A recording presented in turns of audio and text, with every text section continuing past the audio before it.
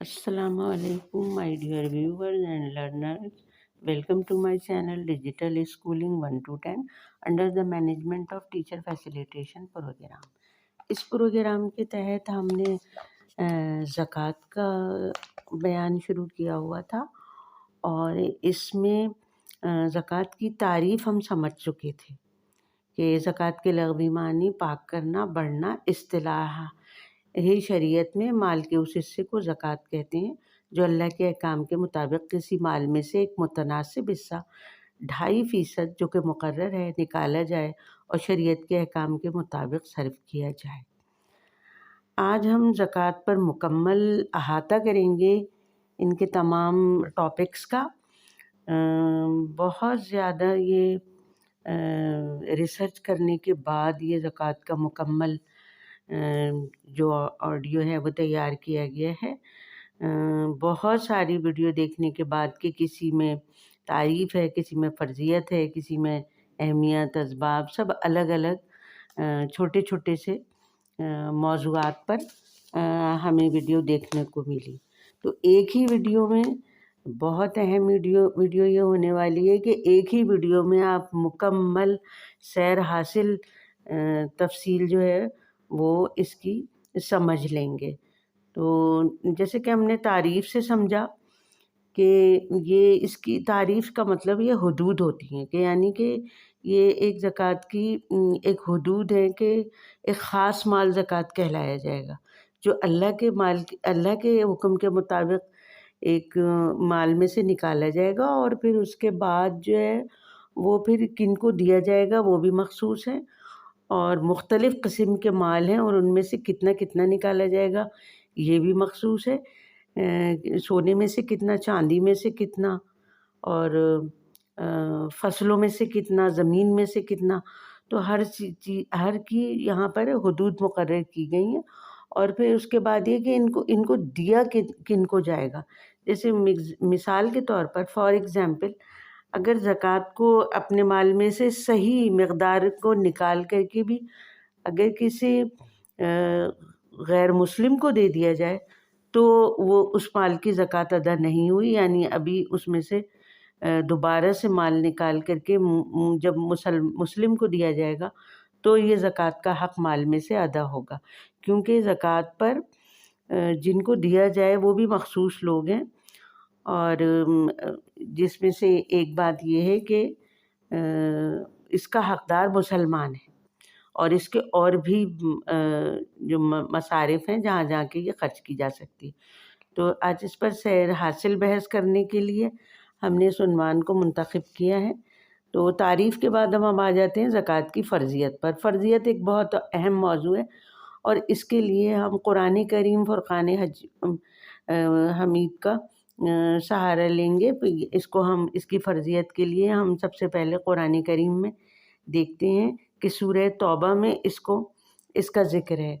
इसका तर्जुमा ये है कि इनके माल से ज़कात लेकर, इनके से मुराद मुसलमान, इनके माल से ज़कात लेकर ज़कात के ज़रिए इनके अम्वाल साफ़ और पाकीज़ा बना दीजिए। यानी कि मुसलमानों के माल में से जो खलीफा है वो ज़कात का हुक्म जारी करेगा और फिर इनको लेने से होगा क्या, यानी कि मुसलमान का माल पाक हो जाएगा ज़कात अदा करने से। बज़ाहिर ऐसा मालूम होता है कि एक बहुत बड़ी रक़म, बड़े माल में से बड़ी रक़म निकाल दी गई है और वो रक़म कम हो गई है, लेकिन कुरान ये कह रहा है कि वो माल कम नहीं हुआ बल्कि वो पाकीज़ा हो गया और साफ़ हो गया। दूसरा सूरह मारिज में ज़िक्र है तर्जुमा, और ये वो लोग हैं जिनके मालों में हाजतमंदों और नादारों के लिए मालूम और मुकर्ररा हक़ है। यानी कि मालदारों का माल जो रिज़्क़ हलाल जो उन्होंने बड़ी मेहनत से कमाया है वो भी पूरा उनका नहीं है, बल्कि उनमें हाजतमंदों यानी कि जो जिनको ज़रूरत है माल की, और नादारों यानी कि जो इसके मोहताज हैं उनको इसमें से माल दिया जाएगा। तब एक हक़ हलाल का माल जो है वो पाक होगा। اور وہ جس نے کمایا ہے اس کے لیے اس کا خرچ کرنا جائز ہوگا۔ اگر وہ پورا خرچ کر دے اور نہ نکالے تو یعنی اس کا مطلب یہ ہے کہ اس نے اپنے اوپر ظلم کیا اور اس نے یہ پورا مال اس کا نہیں تھا، یہ کہنے کا مطلب یہ ہے۔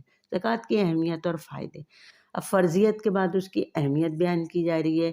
اسلام نے ہر صاحب استطاعت پر ایک خاص حصہ مقرر کیا ہے جو اسے ہر سال ادا کرنا ہوگا، یعنی جب 12 مہینے مکمل ہو جائیں گے تو اس کو کسی بھی مہینے میں زکوٰۃ نکالی جا سکتی ہے، لیکن رمضان میں مسلمان جو ہیں وہ برکت کی وجہ سے زیادہ تر مسلمان جو ہیں وہ نکالتے ہیں رمضان میں، لیکن جب بھی 12 مہینے مکمل ہو جائیں تو اس رقم پر زکوٰۃ بن جاتی ہے۔ پھر اسے اتنی اہمیت دی کہ اعمال میں، یعنی کہ ہمارے دینی اعمال میں تمام قسم کی عبادات میں نماز کے بعد زکوٰۃ کا درجہ مقرر ہوا ہے۔ زکوٰۃ کا حکم پچھلی شریعتوں میں بھی تھا، یعنی اس سے پہلے بھی کہا گیا ہے، دوسری آسمانی کتابوں میں بھی زکوٰۃ نکالنے کا حکم دیا گیا ہے۔ زکوٰۃ دینے سے مال میں برکت۔ زکوٰۃ مالی عبادت ہے اور زکوٰۃ دینے سے مال پاک ہو جاتا ہے اور مال کی حفاظت ہو جاتی ہے۔ زکوٰۃ نہ ادا کرنے پر، یعنی یہ نہیں کہ زکوٰۃ نہ ہی ادا ہو رہی ہے تو اطمینان سے مسلمان بیٹھ جائے کہ نہیں کوئی نہیں، دیں تو ہمیں ہماری مرضی اور نہیں دیں تو ہماری مرضی، نہیں دینے کا کوئی گناہ نہیں ہے۔ تو اس سے یہ سوچنے سے بہت سستی آ جاتی ہے نکالنے میں۔ تو اس کی وعید بھی بتائی گئی ہے، جس کے وعید کا مطلب یہ کہ اللہ کی پکڑ، اللہ کا عذاب۔ جس کے پاس مال ہو اور اس کی زکوٰۃ نہ نکالتا ہو اللہ کے نزدیک بڑا گناہ گار ہے، قیامت کے دن اس پر سخت عذاب ہوگا۔ رسول اللہ صلی اللہ علیہ وسلم نے فرمایا، جس کو اللہ تعالیٰ نے مال دیا اور اس نے زکوٰۃ ادا نہیں کی تو قیامت کے دن اس کا مال بڑا زہریلا گنجا سانپ بنایا جائے گا اور اس کی گردن میں لپٹ جائے گا اور پھر اس کے دونوں جبڑے نوچے گا اور کہے گا میں ہی تیرا مال ہوں، میں ہی تیرا خزانہ ہوں۔ قرآن کریم میں اللہ تعالیٰ نے فرمایا، ترجمہ سورہ توبہ کی آیت نمبر 35 کا، اور جو لوگ سونا چاندی جمع کر کے رکھتے ہیں اور اسے اللہ کی راہ میں خرچ نہیں کرتے سو آپ ان کو ایک بڑی دردناک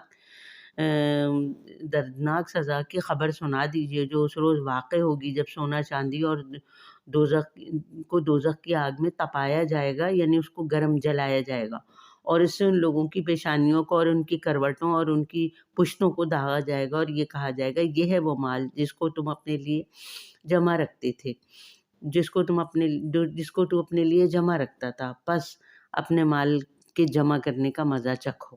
یہ سورہ توبہ کی آیت نمبر 35 ہے۔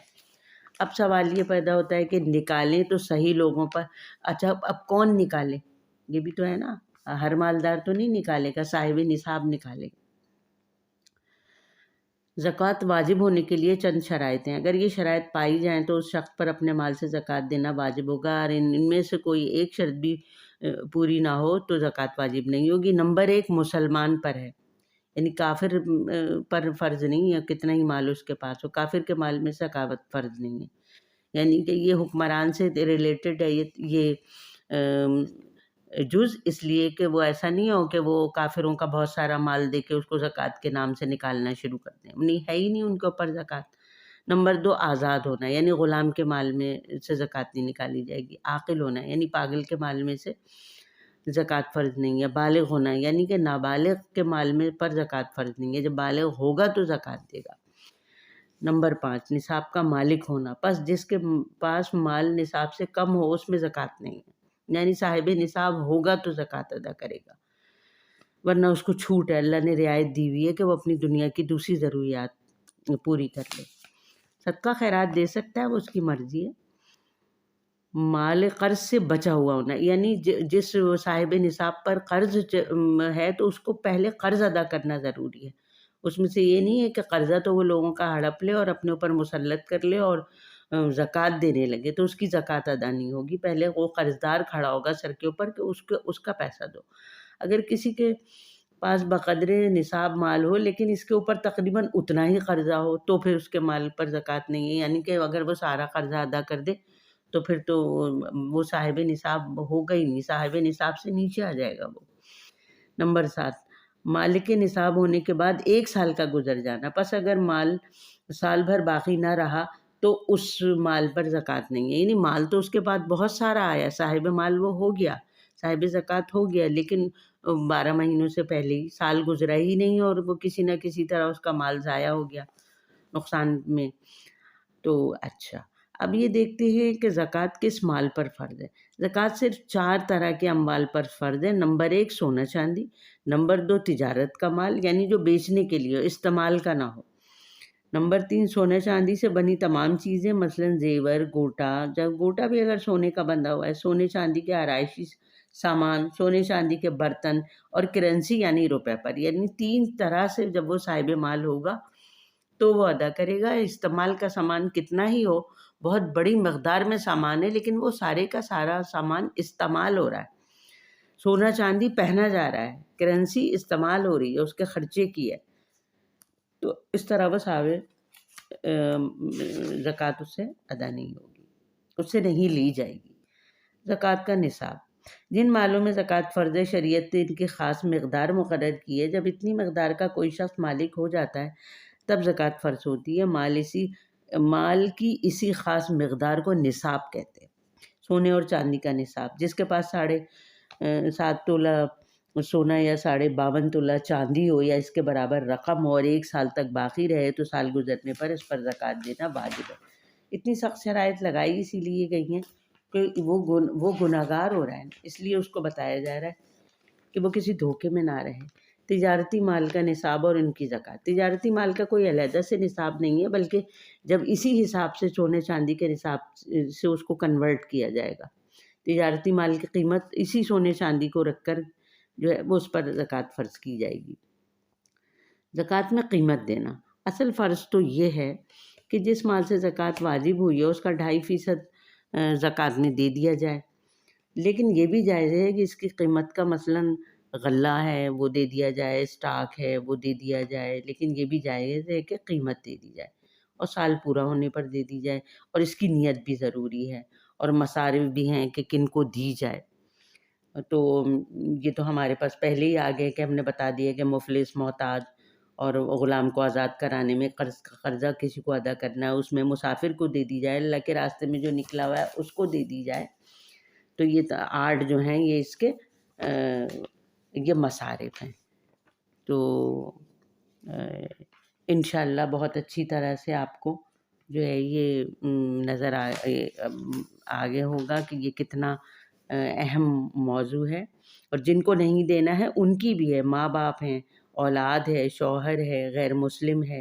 اور ماں باپ بھی اوپر نیچے ان کی نسل، اولاد بھی اوپر نیچے سے مراد یہ اولاد کا بیٹا ہوتا ہے، بیٹی ہوتی ہے. ماں باپ کے اوپر دادا دادی، نانا نانی ہوتے ہیں.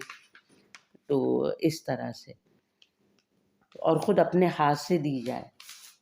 اور ان کی طرف سے اگر کوئی وکیل ہو اور وہ اگر ادا کر رہا ہے، کسی نے وکیل بنا دیا زکوٰۃ کی رقم کا تاکہ وہ مستحق لوگوں پر خرچ کرے تو یہ بھی جائز ہے. تو امید ہے کہ یہ تمام موضوع کا احاطہ جو ہے یہ اس بات کا ثبوت ہے کہ زکوٰۃ کو مکمل طور پر جو ہے وہ سمجھنا ہر مسلمان کے لیے بے انتہا ضروری ہے. تو کمنٹ میں ضرور اپنی رائے کا اظہار کیجیے گا کہ یہ زکوٰۃ کا مکمل بیان آپ کو کیسا لگا. اور انتہائی معلوماتی بیان ہے یہ، اور مزید اس میں اصلاحات، تجاویز جو ہے کمنٹ میں آپ اس کی اپنی رائے کا ضرور اظہار کیجیے. کمنٹ میں ہم آپ کا پڑھتے ہیں، ٹھیک ہے. اگلی ویڈیو تک کے لیے، اس قسم کی معلوماتی ویڈیو کے لیے آپ بیل آئیکن کو ضرور پریس کریں، چینل کو ضرور سبسکرائب کریں، ویڈیو کو لائک کریں ہماری حوصلہ افزائی کے لیے تاکہ ہر نئی آنے والی ویڈیو سے آپ باخبر رہ سکیں. اگلی ویڈیو تک کے لیے اللہ حافظ.